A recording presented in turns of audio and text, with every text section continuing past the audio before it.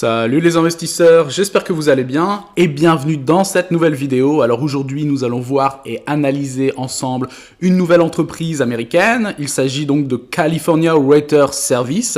Je ne sais pas si vous la connaissez.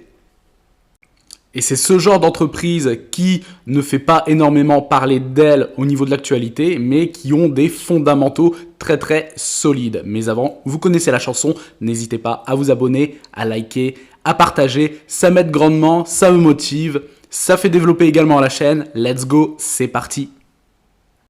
Donc au moment où je tourne la vidéo, le prix du cours de l'action de California Writer Service est de 45,37 $ très précisément. Donc concernant maintenant un peu l'historique finalement de la société, donc California Water Service Group est une société donc de services publics américaine fournissant des services d'eau potable et de traitement des eaux usagées. Il s'agit du 3e plus grand service d'eau coté en bourse aux États-Unis. Donc déjà, vous imaginez l'ampleur de cette multinationale.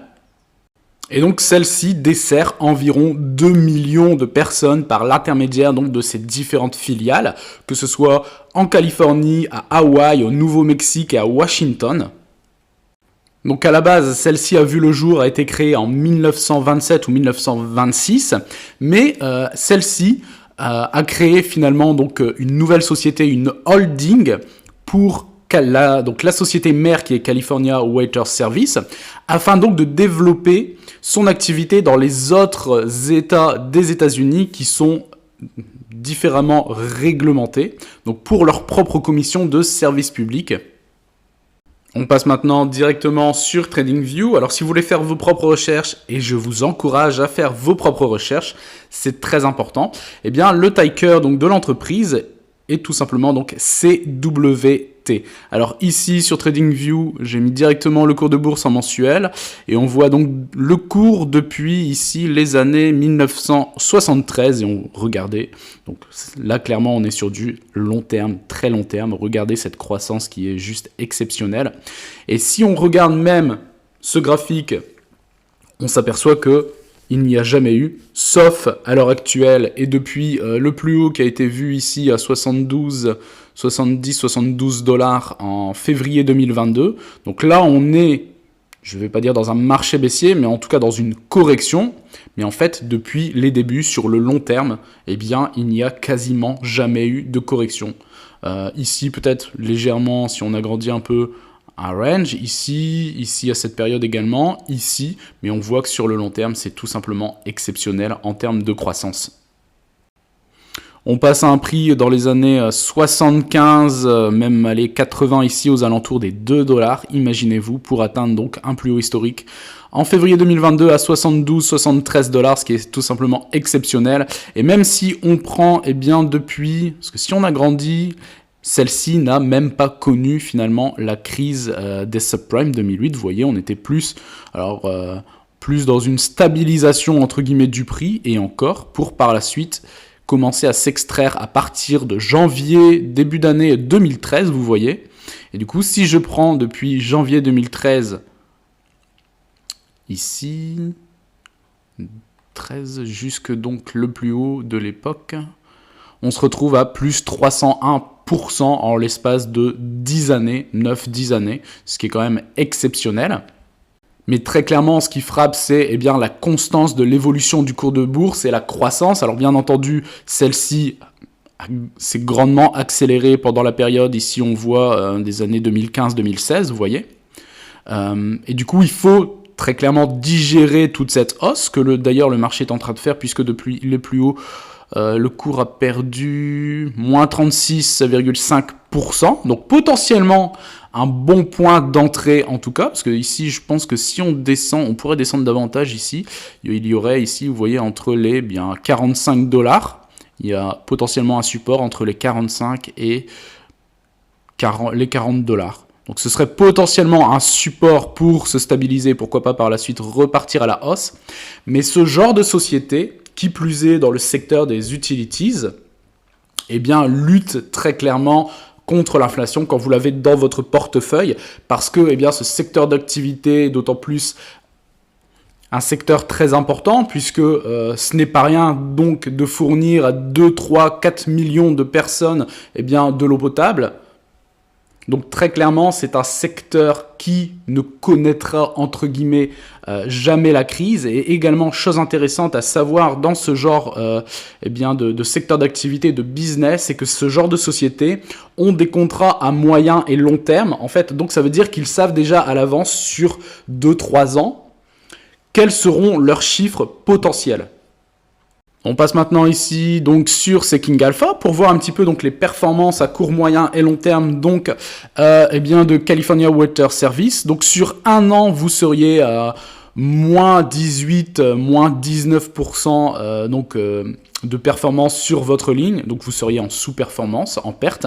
Sur les 5 dernières années, vous seriez également en perte de moins 14,12%. Et sur les 10 dernières années, vous seriez quasiment à plus 96, plus 100% sur votre ligne, eh bien California Water Service. Et au maximum, alors c'est toujours beau de rêver, donc ici le maximum pour eux c'est 1994, eh bien on serait à plus 442%. On passe maintenant donc sur dividende.com. Alors California Water Service verse bien entendu des dividendes. Alors pour une action détenue, eh bien, vous percevriez 1,04$ de dividende au niveau annuel. Donc, si vous prenez le dividende de 1,04$ divisé par le cours de bourse actuellement à 45,37, eh bien, cela nous fait un rendement de 2,29%. Concernant ici le average price recovery, il est de 7 jours, c'est-à-dire une semaine, donc c'est quelque chose de très rapide. Ça veut dire que une fois que l'entreprise a versé les dividendes à ses actionnaires, eh bien, il faut 7 jours à l'entreprise pour qu'elle retrouve son cours de bourse avant le détachement des dividendes.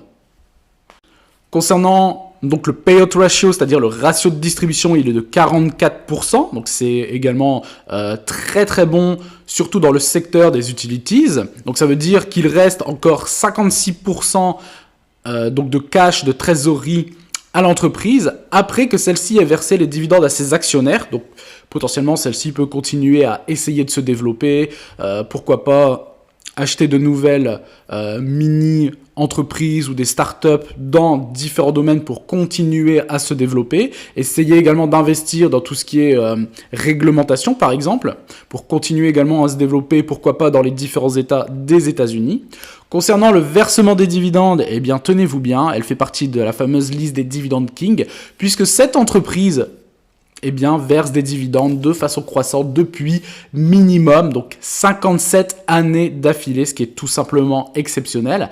Il n'y a pas énormément d'entreprises avec un historique de versement de dividendes aussi solide. Les dividendes sont versés de façon trimestrielle comme la majorité des sociétés aux États-Unis. Et donc vous voyez, le secteur en général, donc des utilities, a un rendement, donc toute société confondue, dans ce secteur a donc la globalité a un rendement de 3,75% et donc California Water Service a un rendement plus faible que le secteur en général. Concernant maintenant le versement de dividendes, donc le dernier dividende versé a été versé donc le 23 février pour un montant de 26 centimes de dollars par action, donc ça c'est au niveau trimestriel, et le prochain dividende sera également de 26 centimes de dollars et sera versé donc le 17 mai prochain. Concernant ici maintenant l'historique du versement donc des dividendes, donc vous voyez en 2023 c'était 1,04$, en 2022 c'était 1$ de dividendes, en 2021 92 centimes, en 2020 85 centimes, en 2019 79 centimes, 75 centimes en 2018, 72 centimes en 2017, 69 centimes en 2016, 67 centimes en 2015, 65 centimes en 2014, 64 centimes en 2013, 63 centimes en 2012, 61,5 centimes en 2011, et ainsi de suite, 59,5 en 2010, 59 en 2009, 58,5 en 2008. Donc on peut continuer à descendre comme ça jusque eh bien, un historique depuis 1995. Et donc, vous voyez, chose intéressante, c'est que, vous voyez, 97 à 98, l'augmentation, elle est quand même assez faible. On est à 1,4%, ici pareil, 1,3%, 0,44%. Donc, on n'est pas sur des augmentations excessive et importante du versement et du dividende année après année. 2011 à 2012, 2,4%. 2012 à 2013, 1,58%. 2013 à 2014, 1,5%. 2014 à 2015, 3%. 2015 à 2016, 2,98%. 2016 à 2017, 4,34%, pardon. 2017 à 2018, 4%. 2018 à 2019, 5%. Donc on reste toujours sur une croissance à un chiffre et qui est assez stable, 2010, avec quand même une légère augmentation à partir de 2015. Ici, donc de 2019 à 2020, 7,6%. 8% entre 2020 et 2021, donc quasiment pareil entre 2021 et 2022. Donc depuis quelques années en arrière, ça augmente légèrement, mais on est sur une croissance qui est raisonnée, raisonnable. Et je pense que c'est également ce qui fait que l'entreprise a un historique de versement de dividendes aussi conséquent de l'ordre de 57 années d'augmentation minimum. Mais je suis persuadé que si on revenait encore en arrière, cette entreprise doit verser des dividendes depuis plus de 60 voire 70 ans. On passe maintenant ici donc sur Morning. Alors vous voyez donc le rendement, comme dit précédemment, 2,45, 2,46%. Concernant la sûreté du dividende, noté 19 sur 20, excellent, très sûr. Et on l'a bien vu avec l'historique forcément du versement des dividendes, également de la croissance qui est régulière et qui n'est pas excessive. Donc c'est également un rythme qui est voulu par le board, par le management de l'entreprise. Concernant la croissance du cours de bourse, moyen 10, 11 sur 20, ce qui est plutôt logique puisque depuis 2022, on l'a vu précédemment sur TradingView, le cours de bourse a perdu de l'ordre de 35-36% de sa valeur, qui potentiellement du coup pourrait être un bon point d'entrée si vous l'avez potentiellement dans votre watchlist ou en ligne de mire. Concernant la croissance du dividende établie sur les 5 dernières années, eh bien ça reste quand même honorable. Puisqu'on l'a vu, en fait, c'est vraiment sur les 5-6 dernières années que celle-ci a augmenté quand même de façon un peu plus importante le versement des dividendes. Donc, on sera en une moyenne de 7% par an sur les 5 dernières années. Concernant la capitalisation de l'entreprise, ça reste, mine de rien, entre guillemets, une petite capitalisation de l'ordre de 3 milliards de dollars. Concernant ici le ratio cours par rapport au bénéfice, eh bien, il est de l'ordre de donc le PR, le price to earning, il est un ratio donc de 61. Et concernant le bénéfice par action, il est de l'ordre de 75 centimes de dollars par action. Donc ici, on voit le cours de bourse depuis 2008. Donc on voit de façon beaucoup plus nette la croissance qui a été qui s'est vraiment accélérée à partir de début d'année 2013. Vous voyez, comme ça. Alors ici, si on descend davantage, donc le comparatif des performances donc de California Water Service entre les différents indices, donc c'est-à-dire le S&P 500, le Nasdaq et le secteur général donc des utilities. Donc California Water Service fait moins 17% sur un an, alors que le S&P fait plus 27, le Nasdaq plus 49, forcément porté par ses valeurs technologiques. Et le secteur des utilities fait lui moins 3%. Sur les 5 dernières années, California Water fait moins 5%, alors que le S&P fait plus 84. Le Nasdaq fait lui plus 156 et le secteur des utilities fait lui plus 25%. Donc que ce soit sur un an ou sur les 5 dernières années, eh bien California Water Service sous-performe littéralement donc les deux indices et le secteur également donc des utilities. Et donc vous voyez ici donc le graphique de l'augmentation du versement des dividendes de California Water Service. Donc une augmentation qui est, comme vu précédemment sur dividende.com, pas très importante, mais qui augmente chaque année au fur et à mesure du temps. Donc c'est vraiment quelque chose de très très solide et c'est également ce que nous recherchons très clairement, les investisseurs avec stratégie à revenus passifs, versement de dividendes. Chose à noter et également à prendre en compte, c'est le nombre d'actions en circulation. Il est assez faible et ça c'est également quelque chose de très très important. Vous voyez, donc là il y a quand même eu une augmentation à partir de 2019. Donc on était aux alentours des 47 842 000 actions sur le marché concernant California Water Service. Et on passe à quasiment 57 millions d'actions en circulation. Donc il y a quasiment 10 millions d'actions supplémentaires. Donc il faudrait voir pourquoi. Mais c'est intéressant dans le sens où sur un marché, et d'ailleurs que ce soit sur le marché boursier ou même entre guillemets des crypto-monnaies, moins vous avez d'actions en circulation, et bien plus l'action en elle-même est rare entre guillemets, et donc plus potentiellement le prix peut également monter.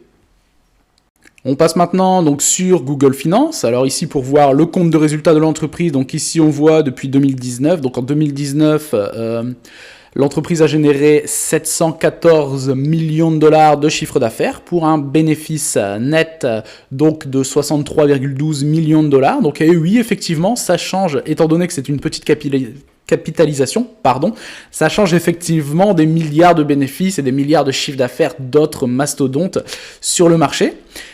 Ici en 2020, augmentation du chiffre d'affaires, donc passant à 794 millions de dollars pour un bénéfice qui augmente également de quasiment 30 millions supplémentaires, passant à 96,8 millions de dollars de bénéfices. En 2021, stabilisation, donc le chiffre d'affaires reste à 790 millions de dollars. Par contre, le bénéfice augmente légèrement de 5 millions supplémentaires, passant à 101,13 millions de dollars. On continue avec 2022 où le chiffre d'affaires augmente, passant à 846 millions de dollars et un bénéfice qui baisse légèrement pour revenir aux alentours de 2020, donc redescendant à 96 millions de dollars de bénéfices. Et 2023, légère baisse pour revenir également sur des seuils de 2020 pour un chiffre d'affaires de 794,6 millions de dollars et un bénéfice par contre qui baisse de quasiment 40 millions de dollars, passant à 51,9 millions de dollars de bénéfices. Donc on voit très clairement que le Covid n'a eu aucun impact, en tout cas sur les résultats de l'entreprise, puisqu'on voit que 2019, 2020, 2021, 2022, il y a augmentation ou stabilisation du chiffre d'affaires. Le bénéfice augmente également, à part pour 2023, donc à voir, il faudrait approfondir davantage ce qui s'est passé très clairement concernant les résultats de 2023, mais vous voyez que même en période de crise, ce genre de secteur d'activité, donc les utilitaires, les utilities, quelles que soient les niches finalement, là en l'occurrence c'est service d'eau pour des millions de personnes. Mais en fait, c'est un service qu'il faudra finalement toujours. Et donc finalement, et comme je disais précédemment, en fait, ce genre de sociétés ont des contrats à court, moyen, long terme, c'est-à-dire 2, 3, 5 ans. Donc elles arrivent à tabler à l'avance sur leurs futurs chiffres. Et c'est également quelque chose d'intéressant. Et c'est également aussi pour cela qu'on voit des historiques de dividendes assez conséquents.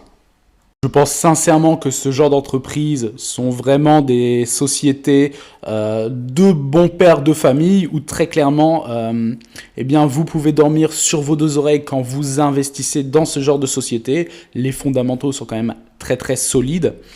Le business model est quand même assez sécurisé. Après, très clairement, on n'est jamais à l'abri de rien, mais je pense que c'est une société à avoir en fond de portefeuille ou même à avoir de façon beaucoup plus importante si vous avez une stratégie à revenus à dividendes.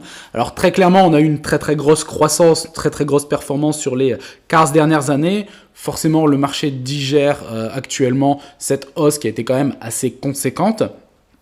À voir si le cours de bourse va se stabiliser au fur et à mesure des prochains mois, prochaines années pour pourquoi pas repartir à la hausse. Si également celle-ci arrive à trouver de nouvelles opportunités de développement, pourquoi pas au Canada ou dans d'autres pays. Voilà, n'hésitez pas à mettre en commentaire si vous avez California Water Service dans votre portefeuille et ce que vous en pensez. N'hésitez pas à vous abonner, à liker, à partager. Et je vous dis à très bientôt pour une prochaine vidéo. Ciao!